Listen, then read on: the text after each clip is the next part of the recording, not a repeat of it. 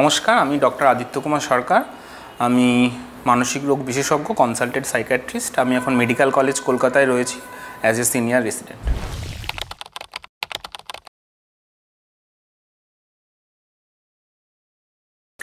বাচ্চাদের ক্ষেত্রে কিন্তু সাম্প্রতিককালে দেখা গেছে যে ওবেসিটি মানে ওজন বেড়ে যাওয়া একটা খুব সাংঘাতিক গুরুত্বপূর্ণ রোগ বা অবস্থা হিসেবে ডাক্তারদের কাছে এসে, বিশেষ করে শিশুরোগ বিশেষজ্ঞ যারা পেডিয়াট্রিশিয়ান তাদের কাছে।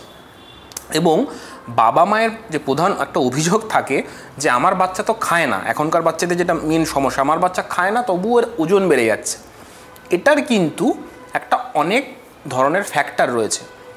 ওবেসিটি বলতে আমরা বিএমআই বলি, বডি মাস ইন্ডেক্স ধরে তার একটা নির্দিষ্ট লেভেলের বেশি হলে আমরা তাকে বলি যে এর ওবেসিটি হয়েছে বা ওভারওয়েট, স্বাভাবিক যে ওজন তার চাইতে বেশি, তার হাইট আর এজের উপর নির্ভর করে।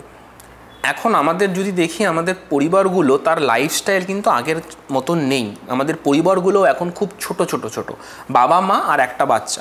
এবং বেশিরভাগ ক্ষেত্রেই দেখা যাচ্ছে যে এটা শহরী অঞ্চলে প্রবণতা একটু বেশি, গ্রামের দিকে হয় না এরকমটা নয়, কিন্তু আরবান পপুলেশন অনেক বেশি। এবার বেশিরভাগ বাবা মাই সেখানে চাকরি করেন। এবার বাচ্চাদের খাবার দাবারের ক্ষেত্রে কিন্তু একটা বড় রকম সমস্যা হচ্ছে। যেমন বাচ্চারা বাড়ির তৈরি খাবার খাচ্ছেন না, সারাক্ষণ বাবা মারা কাজ থেকে ফিরে এসে মোবাইল দিয়ে দিচ্ছেন এবং সেই মোবাইল চলাকালীন একটা করে চিপসের প্যাকেট তাদের মধ্যে ঢুকে যাচ্ছে, মুখের মধ্যে ঢুকে যাচ্ছে, ব্যাস। এবার এই অভ্যাসগুলো কিন্তু খুব ছোটোবেলা থেকে আমাদের অজান্তেই বাচ্চাদের মধ্যে তৈরি হয়ে যাচ্ছে। এইটা একটা বড় ফ্যাক্টর। তাই পরবর্তীকালে যখন সে বাচ্চা অ্যাডোলেসেন্ট পিরিয়ডে বা কিশোর বয়স আরেকটু বড় হচ্ছে, তখন সে দেখছে আমার বয়স বেশি, আমার ওজন বেশি হয়ে যাচ্ছে, এই সমস্ত কারণে কিন্তু তার একটা ডিপ্রেশন আলাদা রকমভাবে ডেভেলপ করতে পারে তার ওজনের জন্য। কারণ আমরা যারা মানসিক রোগ নিয়ে কাজ করছি তারা কিন্তু দেখছি 11-12 বা 9-10 অনেকেই বাচ্চারা নিজেদের ওজনের জন্য, ওজন বাড়ার জন্য প্রচণ্ড রকমভাবে বুলি হয়। 11-12 যারা অন্য বন্ধু রয়েছে, যারা স্কুলে একটু ওপরের দিকে, তারা কিন্তু পাশের বন্ধুদের দ্বারা বুলিড হয়।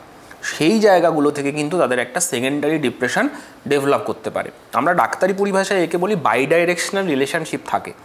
অর্থাৎ আপনার যদি প্রথমে একটা প্রাইমারি ডিপ্রেশন ডেভেলপ করে, সেখান থেকে কিন্তু আপনার বায়োলজিক্যাল মানে অ্যাপেটাইট আর স্লিপের গন্ডগোল হয়ে ওবেসিটি ডেভেলপ করতে পারে।